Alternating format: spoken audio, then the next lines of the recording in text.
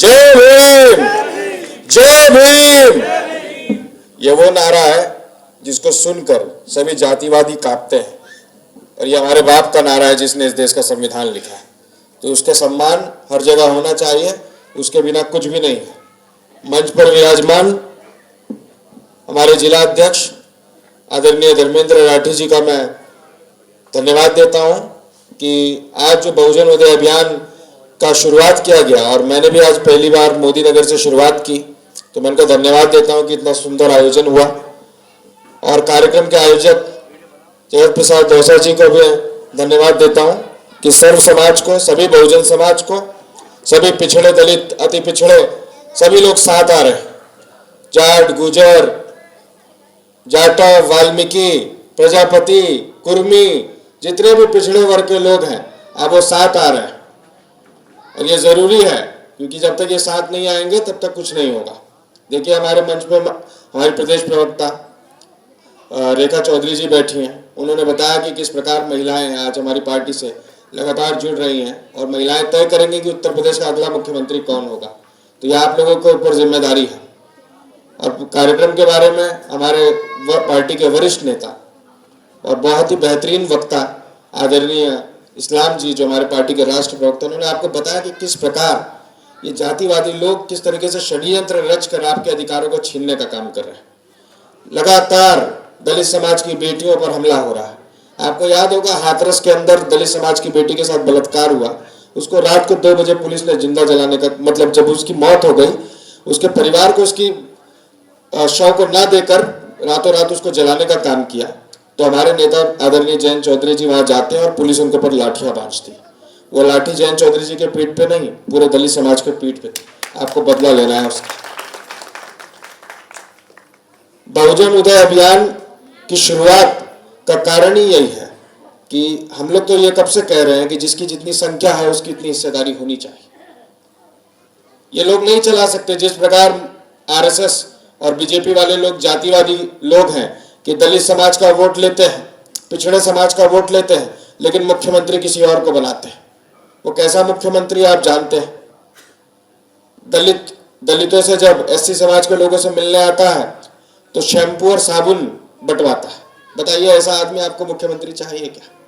जिसके मन में करुणा नहीं है, जिसके मन में प्रेम नहीं है, जिनके मन में दलितों के प्रति नफरत है और जिसकी सरकार के समय में किसानों के ऊपर गाड़ियां चढ़ गई, आप बताइए उस सरकार को वापस चुन के आना चाहिए नहीं आना चाहिए?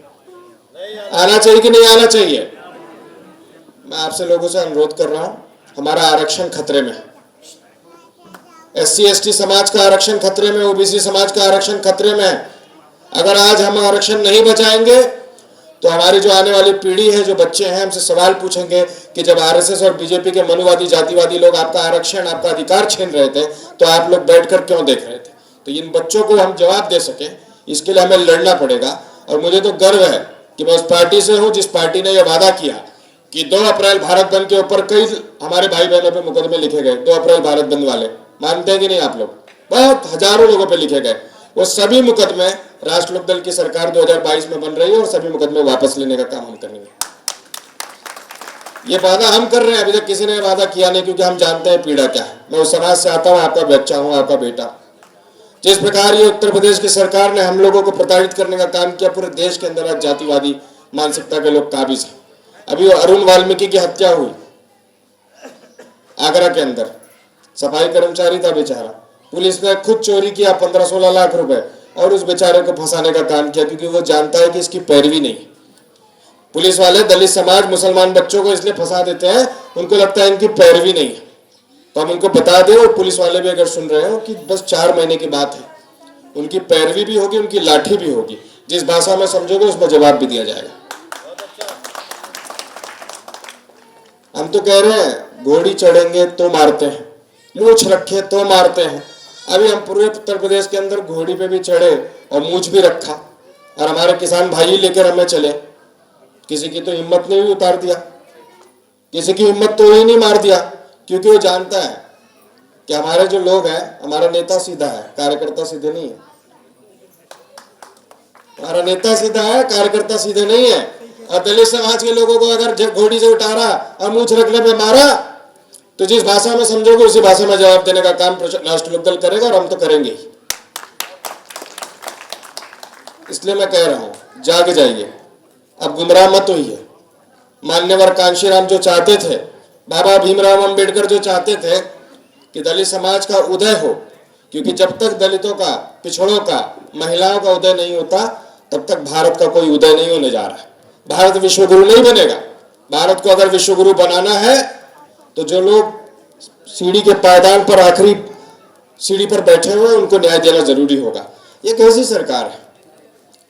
आसमान में भेजने के लिए अरबों रुपए खर्च करके सैटेलाइट तो बनाती है, लेकिन गटर साफ करने के लिए कोई मशीन नहीं बना पाई, क्योंकि ये लोग चाहते हैं कि गटर में गिरकर वाल्मीकि समाज के लोग मरते रहे।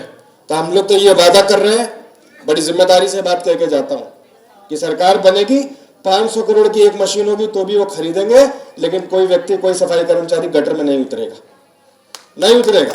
यह अमानवीय काम किसी को नहीं करना चाहिए, कोई भी नहीं करना चाहिए। 21वीं सदी के अंदर भी आज भी लोग सफाई कर्मचारी का काम कर रहे हैं, नालों में उतर रहे हैं। शर्म आने चाहिए। उस गांव को, उस पूरे शहर को डूब मरना चाहिए, उस अधिकारी को डूब मरना चाहिए। मानवीय विकास जब तक नहीं होगा, इंसान के अस्तित्व को बढ़ाने का काम करेंगे। हम तो कहते हैं कि नेता के बच्चे, आप लोग सुनते होंगे कि अमेरिका जाके पढ़ते हैं, लंदन जाके पढ़ते हैं। हमारा बच्चा तो दिल्ली भी नहीं जाके पढ़ पाता। बड़ी दुख की बात है। हमने तो वादा किया अपने मैनिफेस्टो के अंदर, अपने लोक संकल्प के अंदर, कि सरकार बनती है तो हर साल 500 बच्चों को विश्व की 500 बेहतरीन यूनिवर्सिटी के अंदर दाखिला लेने भेजेंगे। 50-50 लाख रुपए फीस है एक साल की अमेरिका लंदन में। वो सारी फीस आपको अपने जेब से नहीं, उत्तर प्रदेश सरकार देने का काम करेगी। क्योंकि बाबा साहब कहते थे कि शिक्षा वो शेरनी का दूध है, जो पिएगा वो दहाड़ेगा। तो मैं चाहता हूं कि आप लोग वो शेरनी का दूध पिए, अपने बच्चों को वो शेरनी का दूध पिलाए, कि वो सिर्फ मजदूर ना बने, वकील बने, आईएएस बने, जज बने, प्रदेश के मुख्यमंत्री और देश के प्रधानमंत्री भी बने। उस काबिल बनाना। मैं आप लोगों को समझाता हूं कि दिवाली पर या त्योहारों पर अच्छे कपड़े मत खरीदो, गाड़ियां मत खरीदो, साइकिल से चल लो, लेकिन अपने बच्चों को पढ़ाओ। एक वक्त की रोटी कम खानी पड़े, खाओ, लेकिन अपने बच्चों को पढ़ाओ। क्योंकि वो शिक्षा वो चीज है जो आपको हर नर्क से बाहर निकाल सकती है। आज मैं आपके सामने सफेद कुर्ता पहनकर बैठा हूं, इसलिए नहीं बैठा हूं कि मेरे बाप मुकेश अंबानी की तरह है। मेरे पिताजी ने बस ये तय किया कि शिक्षा मिलनी चाहिए। मैं जानता हूं हमारे परिवार वाले कैसे जीते हैं, 2-2 वक्त का खाना त्यागना पड़ता है अपने बच्चों को पढ़ाने के लिए। आप लोग भी वही करिए।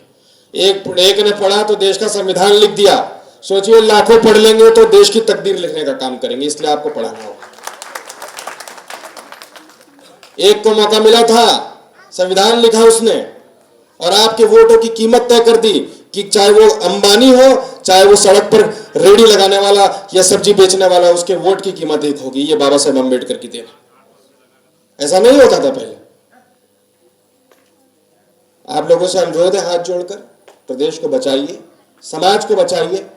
समाज बच गया, बच्चे बच गए, तो आने वाली जो पीढ़ियां हैं, ये जो पीढ़ियां हैं, ये आप लोगों को दुआएं देंगी कि जब ये मोदी और योगी जातिवादी जैसे लोग आपके समाज का अधिकार छीनने का काम कर रहे थे तो हम लड़ रहे थे।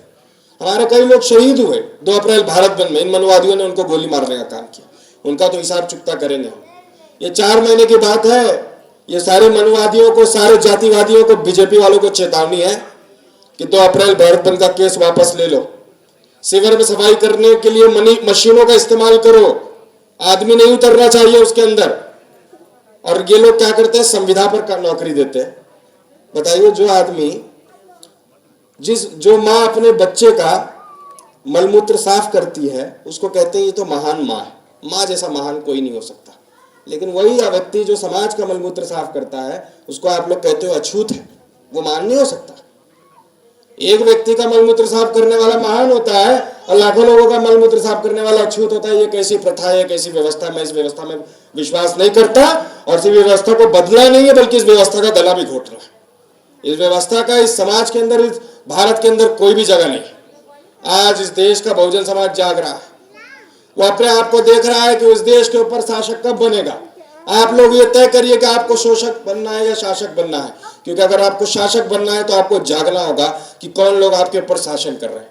आपके वोट की बड़ी कीमत है, बड़ी कीमती वोट है। आप लोगों को घर से निकलना पड़ेगा। मैं बहनों माताओं से कहना चाहता हूं कि आप लोग निकलिएगा इस बार।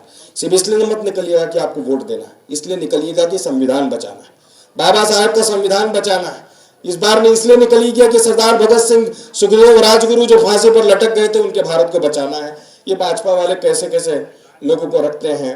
अभी उनकी एक भाजपा की एक पाली हुई हीरोइन है कंगना रनौत, तो कहती है कि 2014 में आज़ादी मिला है, 1947 में आज़ादी मिला था, वो कहती है 2014 में मिला, उससे पहले भीख मिला। अरे कंगना रनावत जैसे लोग क्या जाने, जिनके बाप दादा मुगलों को बेटियां देकर अपनी सत्ता बचा रहे थे, वो लोग क्या जानेंगे। मुगलों को बेटियां देकर अपनी सत्ता बचाने वाली कौम क्या समझ सकती है कि एक कमेरी कौम है। और चौधरी छोटू राम कहा करते थे कि आप लोग कमेरे हो और इस देश को लुटेरे चला रहे हैं। तो इस देश को जब तक कमेरे नहीं चलाएंगे तब तक इस देश को अंबानी अडानी जैसे लुटेरे चलाते रहेंगे और आपके बच्चों का अधिकार छीनता रहेगा। आइए लड़िए साथ में, मेरे युवा साथी बैठे हैं, मैं कहता हूं आइए लड़िए। आपके लिए लाठी भी खाएंगे, आपके लिए गोली भी खाएंगे। और बाबू जगदेव प्रसाद कुशवाहा बिहार लेनिन थे, वो कहते थे कि पहली पीढ़ी मार खाएगी, दूसरी पीढ़ी जेल जाएगी और तीसरी पीढ़ी राज करेगी। तो पहली पीढ़ी मार खा रही है, दूसरी पीढ़ी जेल जा रही है और तीसरी पीढ़ी राज करेगी। ये तीसरी पीढ़ी की लड़ाई है। ये तीसरी पीढ़ी को आगे बढ़ाना है। इनको बताना है कि तुम्हारे बाप ने, तुम्हारे अजाओं ने इस देश का संविधान लिखा, तो आज तुम यहाँ खड़े हो, आज इंजीनियर, डॉक्टर, न जाने क्या क्या बनते हो। उस महामानव का ऋण चुकाना है। तो इस बार भारतीय जनता पार्टी को सत्ता से हटाना पड़ेगा मित्रों। ये लोग पिछड़े समाज के नेताओं का पोस्टर लगाते हैं, लेकिन जब सरकार बनानी होती है तो गोरखपुर से किसी ठाकुर को लाके बना देते हैं। यहाँ गुजर भी बहुत है। अभी गुजर समाज के बहुत बड़े सम्राट हैं मीर भोज, उनको भी राजपूत बनाने की कोशिश की, ठाकुर बनाने की कोशिश की। तो ये सब कमेरी कौम है, ये ओबीसी के लोग हैं, पिछड़े लोग हैं, दलित SC ST के लोग हैं। ये जब तक नहीं जागेंगे तब तक ये कुछ चंद लोग उनके ऊपर राज करेंगे। हम तो चाह रहे हैं, आज कई लोगों को जिम्मेदारी दी गई है, उन सभी लोगों को मैं बधाई देता हूं और कहता हूं कि इसको सिर्फ जिम्मेदारी मत मानना, इसको मिशन मानना। मिशन है ये, बाबा साहब का मिशन है कि पूरे गांव में जागृति फैलानी है, पूरे इलाके में जागृति फैलानी है, उनको अवगत कराना है कि कैसे भारतीय जनता पार्टी के जातिवादी लोग आप लोगों के अधिकारों का हनन करने का काम कर रहे हैं। आज आपका मुकदमा नहीं लिखता, आप चले जाइए माँ जी, आप लोग एक मुकदमा लिखवाने चले जाइए, सच्चा मुकदमा नहीं लिखेगा। ये दलित समाज की हालत है। DM नहीं सुनता, SP नहीं सुनता। अरे ये तो छोड़िए, लेखपाल नहीं सुनता, एक मामूली लेखपाल और ग्राम कई प्रधान तो मुझे मिले दलित समाज के, उनका सचिव नहीं सुनता। तो हम तो ये कह रहे हैं कि 4 महीने बाद हम अनुरोध नहीं करेंगे, हम आदेश देंगे और आदेश का पालन नहीं होगा तो आपको नाप भी देंगे। मैं चाहता हूं हाथ उठाकर आप लोग ये कसम खाइए, आप लोगों को वोट देना वो आपका अधिकार है। मैं तो चाहूंगा कि आप लोग वोट दीजिए राष्ट्र लोकदल को, क्योंकि इस समय राष्ट्र लोकदल और समाजवादी पार्टी गठबंधन है जो भाजपा को हरा रहा है। ये मैं आपको सच बात बता रहा हूँ, भाषणबाजी नहीं है, यही हरा रहा है। तो जो हरा रहा है उसके साथ आइए, क्योंकि आप लोग इस बार अगर भाजपा आउट हो गई तो आपके लिए जो अधिकार है वो बच जाएंगे। मैं आप लोगों से हाथ जोड़कर अनुरोध करता हूँ कि भाजपा को भेजिए, हराइए और पिछड़ों, दलितों, आदिवासियों, महिलाओं और किसानों, मजदूरों की सरकार बनाइए, ताकि वापस हमारे बाबा साहब का संविधान बच सके। तो मैं चाहता हूं हाथ उठाकर आप लोग कसम खाइए कि इस बार भाजपा को वोट नहीं देंगे।